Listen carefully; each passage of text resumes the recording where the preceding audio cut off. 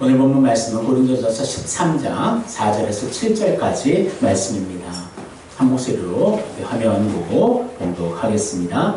사랑은 오래 참고 사랑은 온유하며 시기하지 아니하며 사랑은 자랑하지 아니하며 교만하지 아니하며 무례히 행하지 아니하며 자기의 유익을 구하지 아니하며 성내지 아니하며 악한 것을 생각하지 아니하며 불의를 기뻐하지 아니하며 진리와 함께 기뻐하고 모든 것을 참으며 모든 것을 믿으며 모든 것을 바라며 모든 것을 견디느니라.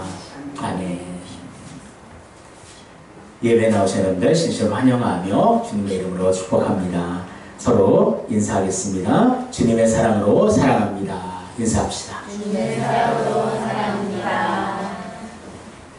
네, 사랑. 언제나 그 단어가 너무나 힘있고 우리를 두근거리게 만드는 단어인 줄 믿습니다. 지난주 이제 우리 사랑에 대해서 이제 말씀을 나눴습니다. 그래서 지난 주일 내용을 전체적으로 한번 다시 보고 오늘 말씀으로 이어가기를 원합니다. 먼저 사랑이 없으면 그 조건 하에서 방언과 믿음과 희생은 어떻게 되는가 한번 같이 읽어보겠습니다. 첫 번째, 소리나는 구리와 울리는 꽹과리가 됩니다. 두 번째, 능력, 지식, 믿음도 아무것도 아닙니다. 세 번째, 구제와 희생도 아무 의미 없습니다. 그만큼 사랑이 위대하다. 사랑이 그래서 모든 열매들의 근본이 된다. 그래서 믿음과 소망, 사랑 이 세 가지를 비교하더라도 그 중에 제일은 사랑이다. 왜냐하면 그 사랑만이 영원하기 때문이다. 우리가 그 사랑의 소중함을, 귀함을 깨닫기를 원하고요. 그리고 사랑의 세 가지 특징을 함께 살펴봤죠. 첫 번째, 오래 참습니다. 두 번째, 온유합니다. 세 번째, 시기, 자랑, 교만하지 않습니다. 그래서 사랑의 시작은 오래 참으면서 시작된다. 하나님도 지금 우리를 사랑하시며 지금 우리 연약한 부족함이 있죠. 그럼에도 오래 지금도 참으시사 우리를 예배의 자리로 인도하시고 하나님의 품 안에 품어주신다는 거죠. 그러면서도 하나님께서 막 참으시면 씩씩거리며 참으시는 것이 아니라 바로 온유와 인자로 하나님 우리를 품으시고 긍휼의 마음으로 우리를 사랑하시며 지금 하나님 우리를 기다리고 계시는 줄 믿습니다. 그리고 시기자랑 교만하지 않는다. 그래서 이 교만이 모든 죄의 또 근본이 되는데 항상 우리는 예수 그리스도의 보혈의 피로 이제 새롭게 태어난 존재이다. 하나님의 구속의 은혜가 없었으면 우리는 영원한 지옥에 갈 수밖에 없었다. 절망의 존재들이다. 그것을 기억하며 교만할 수가 없다는 거죠. 자랑할 수가 없다는 거죠. 우리의 사랑은 오직 예수뿐이다. 이것이 사랑의 특징이라고 말씀을 드렸습니다. 오늘은 네 번째 한번 같이 읽겠습니다. 사랑은 무례히 행치 않고 자기의 유익을 구하지 않습니다. 5절입니다. 무례히 행하지 아니하며 자기의 유익을 구하지 아니하며 성내지 아니하며 악한 것을 생각하지 아니하며. 아멘. 그래서 여기 아스케모네오라는 무례하다라는 단어는 창피하게 행동하다, 비겁하게 행동하다라는 그런 뜻입니다. 그래서 이것은 첫 번째 이제 사회생활 속에서 이제 공중 도덕을 어기는 그런 예의가 없는 사람들을 또 의미하기도 합니다. 그리고 사회와 권위와 질서에 순복하지 않는 자들을 또한 의미하고 있습니다. 참 요즘 보면요, 이렇게 전체적인 질서와 사회를 생각하지 않는 이기적인 사람들이 참 많이 있는 것을 보게 됩니다. 뉴스를 보면 뭐 그런 뉴스가 요즘 많이 나오는 것 같아요. 주차구역에 이렇게 또 걸쳐서 못 나오도록 이렇게 방해하는 그런 이기적인 사람들이 있고, 뉴스만이 아니라 운전할 때에도 그렇게 자기의 정말 그 유익만을 구하고 그렇게 한 차선을 한 차가 막고 있음으로 말미암아 그 차선 자체가 마비되는 경우들도 우리가 종종 보게 됩니다. 집안에서도 그래요. 얼마 전에도 누가 이렇게 글을 올렸는데 계속해서 환풍기를 튼대요. 365일. 왜냐하면 화장실을 통해 담배 냄새가 계속해서 내려온다는 거죠. 그러니까 그 말은 그 동네에 누군가가 계속 자기 화장실에서 담배를 피는 거죠. 하지만 그것이 자기 집에서 하는 것이기 때문에 누가 뭐 어떤 법적인 제재가 있을 수는 없지만 얼마나 그게 참 무례합니까? 그것뿐만 아니라 뭐 학교에서는 뭐 학생들이 선생님들을 정말 상상하지 못하는 그런 모습으로 대하는 경우도 있고 오히려 또 반대의 경우도 나오기도 합니다. 왜 이렇게 세상은 더 살기 편하다 하고 문명은 발달하는데 왜 이렇게 무례한 사람들이 점점 더 늘어갈까? 바로 더욱더 이기적인 모습으로 변모해 가기 때문인 줄 믿습니다. 그래서 사실 우리 예수 믿는 사람들, 많은 이런 사람들이 많아요. 이중적인 사람들. 이 사회에서는 정말 이기적으로 자기 자신밖에 모르는 사람인데 교회에 와서는 주님 사랑합니다 고백하고 있다는 거죠.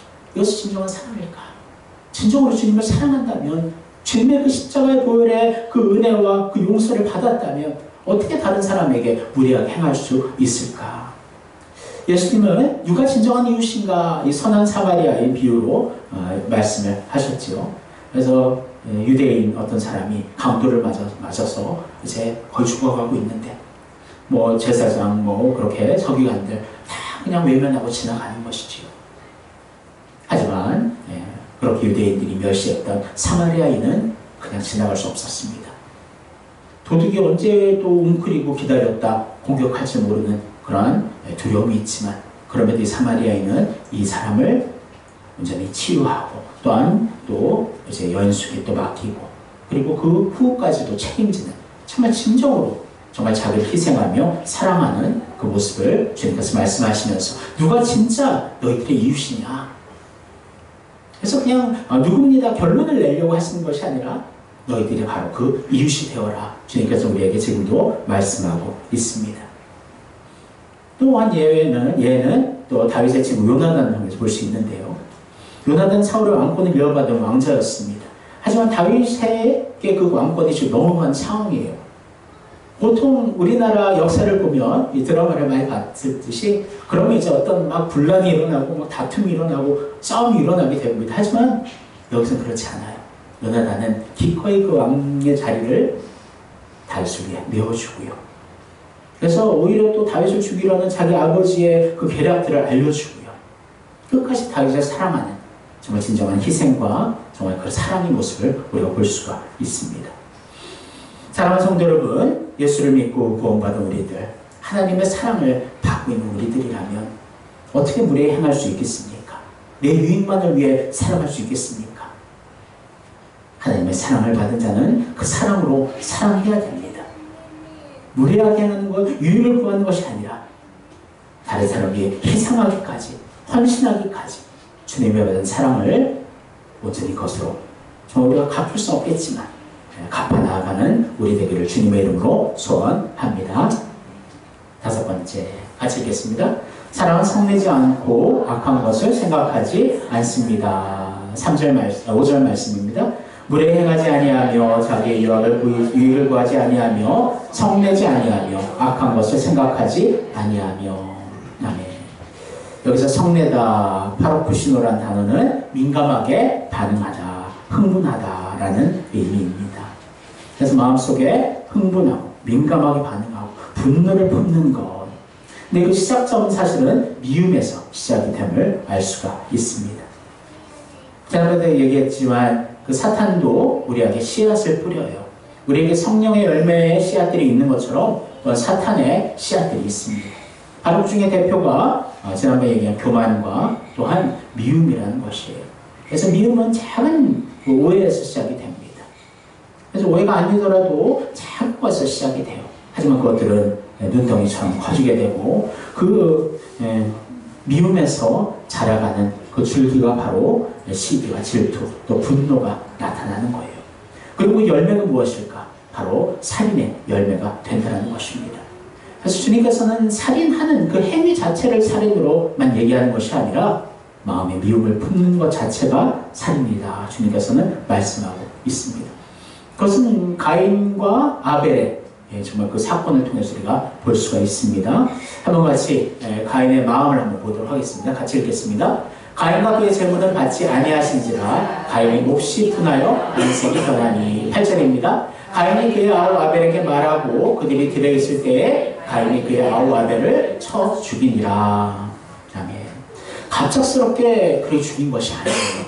마음속에 분과 안색이 변한다. 이 의미는 뭐냐 하면 마음속에 미움이 싹텄던 것이죠.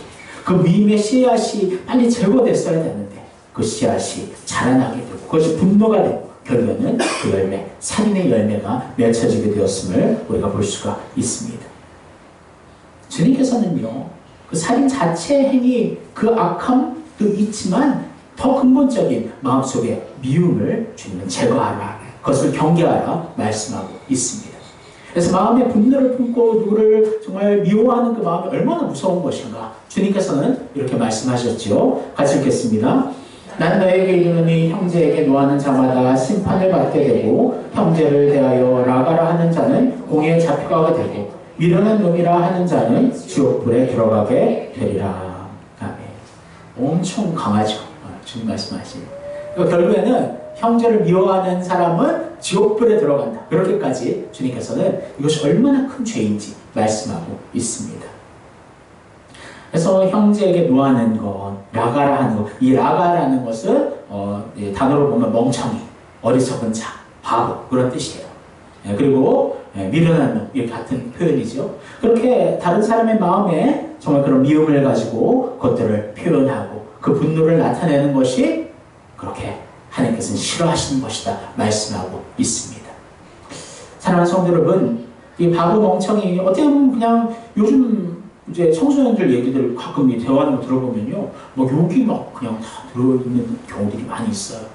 그래서 이것은 이게 좀 큰일이다 생각을 하게 되는데, 사실은 입에 이렇게 욕이 나오고 누구를 비판하고 미워하는 그런 것이 배어 있으면 결국에는 그것이 삶으로 표현되게 된다는 것입니다.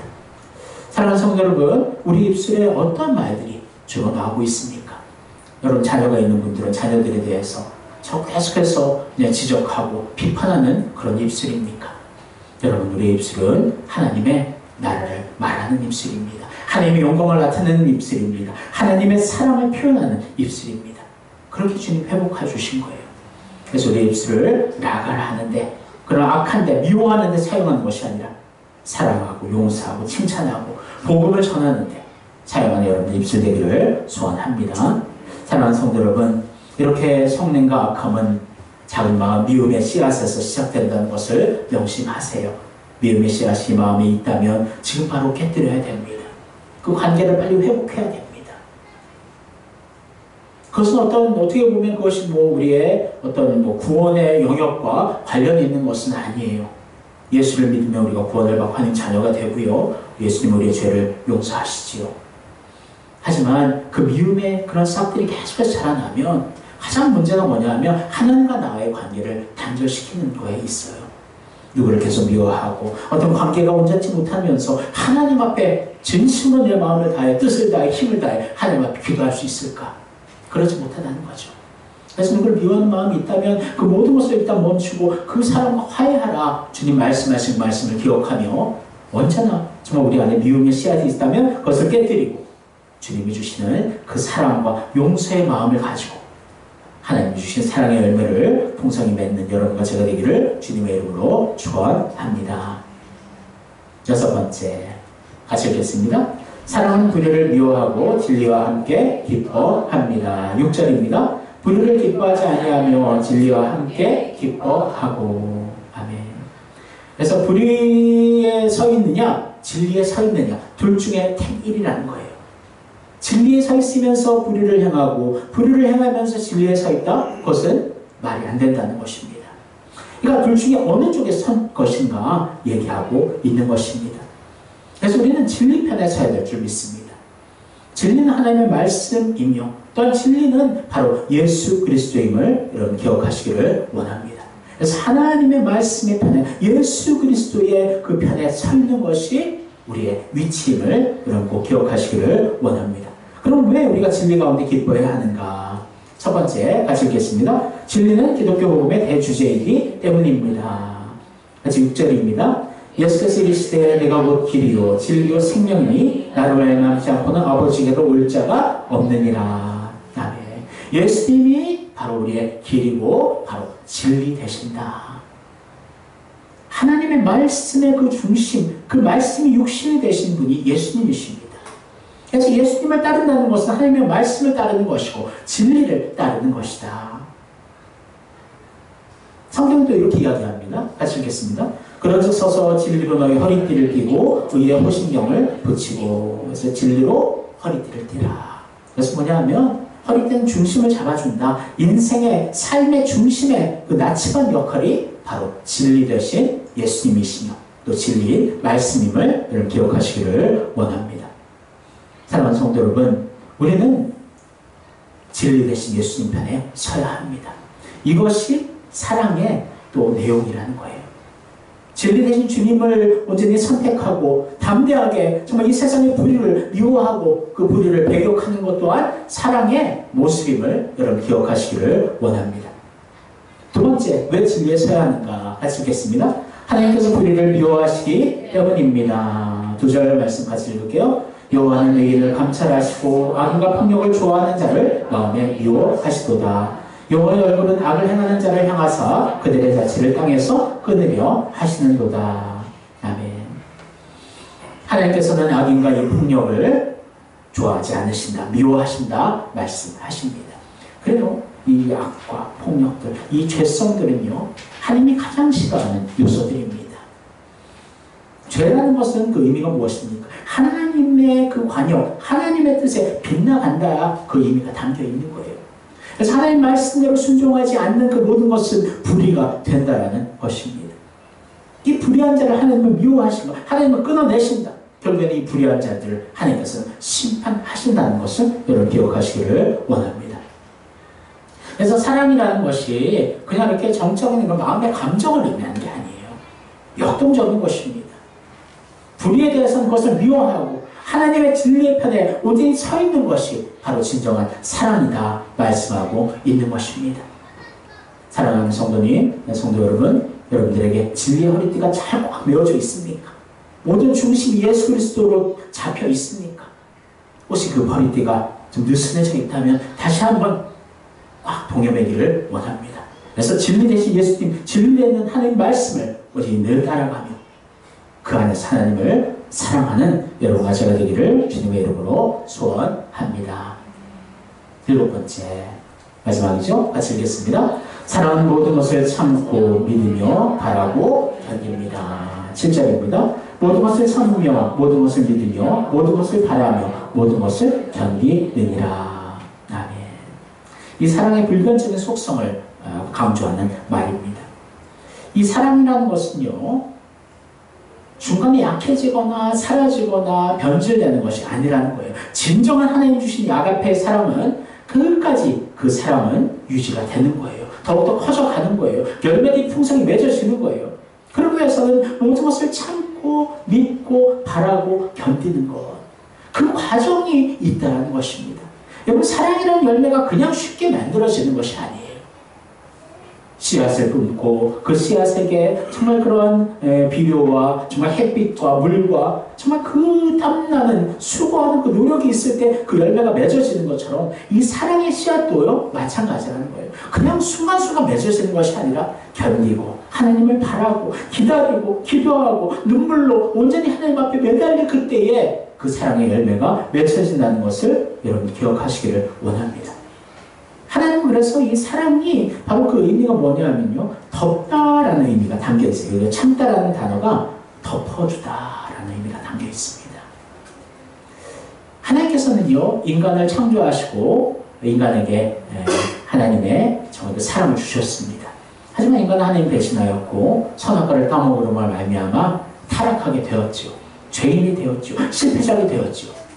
그런데 하나님은 그 사랑을 포기하지 않으셨다라는 거예요. 이것을 통해 알 수가 있습니다. 같이 말씀을 읽겠습니다. 여호와 하나님이 아담과 그 아내를 위하여 가죽 옷을 지어 입히시니라. 아멘. 아담과 하와가 죄를 짓고 가장 먼저 발견한 것은 자기들의 수치였습니다. 그래서 나뭇잎을 통해서 그냥 이렇게 임시방편으로 가렸지만 금방 조금 지나니까 말라져 버렸어요. 하나님께서는 그 수치와 죄악들을 상징적인 의미고 어떤 예표적인 의미인데 가죽옷을 입혀서 그것을 가려주셨다는 거죠. 이 가죽옷을 만드시기 위해서는 동물이 죽어야 됩니다. 피를 흘려야 됩니다. 그 희생이 창세기 처음부터 있었다는 거예요. 그 가죽옷은 바로 예수님의 예표입니다. 예수님께서 우리 대신해서 몸이 찢기시고 피를 흘리시고 우리를 위해 죽으심으로 말미암아 예수를 믿음으로 우리의 모든 죄와 수치들을 가려주셨다는 거예요. 덮어주셨다는 거예요.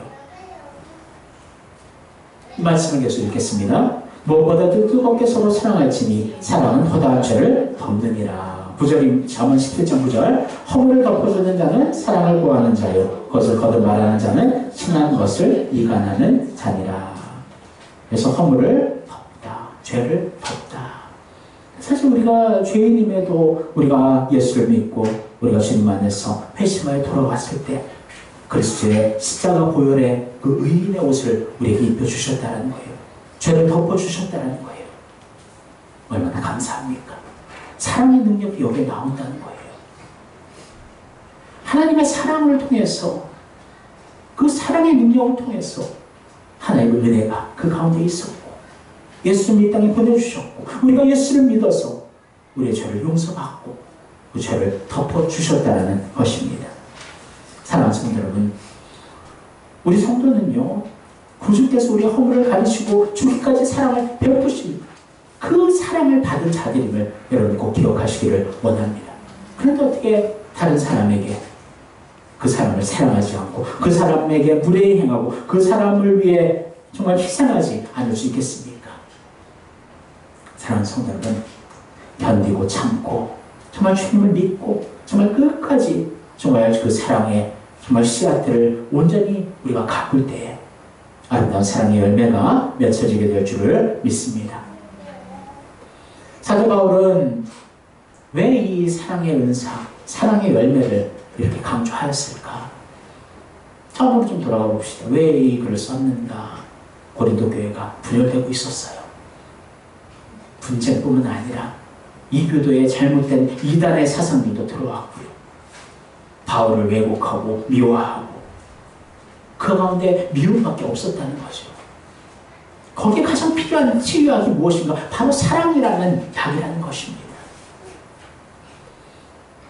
그래서 사도 바울은 정말 이 멋진 아름다운 이 사랑장을 쓰게 된 거예요. 아니 사랑장을 멋지게 써야지 그 목적이 아니에요. 고린도 교회 또 그 외에 다른 우리 믿는 자들의 정말 그 분열과 나누어진 거기에 대해서 그것을 어떻게 처방할 것인가? 바로 사랑밖에 없다. 그 사랑의 위대함을 지금 노래하고 있는 것입니다. 사랑하는 성도 여러분, 이 사랑의 근본은 하나님 아버지의 사랑이며 예수 그리스도의 우리 위해 십자가에 죽기까지 사랑하신 그 사랑임을 늘 기억하며 주님의 사랑으로 사랑하는 여러분과 제가 되기를 소원합니다. 이 말씀을 여러분들 꼭 명심하기를 원합니다. 요한일서 4장 19, 20절. 우리가 사랑함은 그가 먼저 우리를 사랑하셨습니다. 누구든지 하나님을 사랑하노라 하고 그 형제를 미워하면 이는 거짓말하는 자니 보는 바 그 형제를 사랑하지 아니하는 자는 보지 못하는 바 하나님을 사랑할 수 없느니라. 아멘. 하나님 사랑과 이웃 사랑이 이렇게 연결이 되어 있다는 거예요. 하나님을 사랑한다면 그 사랑으로 이웃들을 사랑하라. 그것이 이 사랑의 근본적인 정신이라는 것입니다. 십계명의 근본 정신이 바로 이거예요. 10가지를 나눠 놓으셨지만 중요한 것은 하나님을 사랑하고 그 사랑으로 또 이웃을 사랑하라. 이것이 십계명의 근본이 된다는 것입니다. 지금까지 지난주에 이번 주 사랑 7가지 특징을 배웠습니다. 한번 같이 천천히 읽어보겠습니다. 사랑의 특징 첫 번째, 오래 참습니다. 두 번째, 온유합니다. 세 번째, 시기 자랑 교만하지 않습니다. 네 번째, 무례히 행치 않고 자기 유익을 구하지 않습니다. 다섯 번째, 성내지 않고 악한 것을 생각하지 않습니다. 여섯 번째, 불의를 미워하고 진리와 함께 기뻐합니다. 일곱 번째, 모든 것을 참고 믿으며 바라고 견딥니다. 사랑하는 성도 여러분, 이 7가지를 마음에 새기기를 원합니다. 잘 기억이 안 난다면 여러분 기록을 하셔서 7가지 사랑이 이런 것이구나. 그냥 마음속으로만 사랑한다고 그 사랑이 아니라 진정으로 참으며 온유함으로 또 교만하지 않으며 무례히 행치 않고 유익을 구하지 않으며 성내지 않고 악한 것을 생각지 않으며 불의를 미워하고 진리와 함께 기뻐하며 모든 것을 참고 믿고 바라고 견디는 것, 정말 이 행동과 정말 이 노력이 있는 것이 그래야 열매를 맺는 것이 사랑이구나. 여러분들 기억하며 사랑의 씨앗만 뿌려놓고 끝나는 것이 아니라 그 씨앗이 아름다운 사랑의 열매로 표현되고 풍성한 열매로 맺어지는 여러분과 또 여러분들 가정 우리 교회 되기를 주님의 이름으로 축원합니다. 기도하겠습니다. 사랑하는 하나님 감사합니다. 하나님 오늘 사랑의 의미에 대해서 살펴보았습니다. 사랑은 그렇게 간단하고 쉬운 것이 아닙니다. 마음에 그 씨앗을 뿌렸다고 해서 그것이 열매가 되는 것이 아닙니다. 하나님 늘 오래 참고 온유하며 교만하지 않기를 원하며 노래 행치 않으며 유익을 구하지 않으며 성내지 않고 악한 것을 생각하지 않고 불의를 미워하고 진리를 기뻐하며 모든 것을 참고 믿고 바라고 견디는 정말 그 사랑의 정말 그 능력을 우리도 나타내게 하옵소서. 그 사랑을 살아내게 하옵소서. 하나님 주신 그 사랑의 열매로 맺게 하여 주옵소서. 감사드리며 예수님 이름으로 기도합니다. 아멘.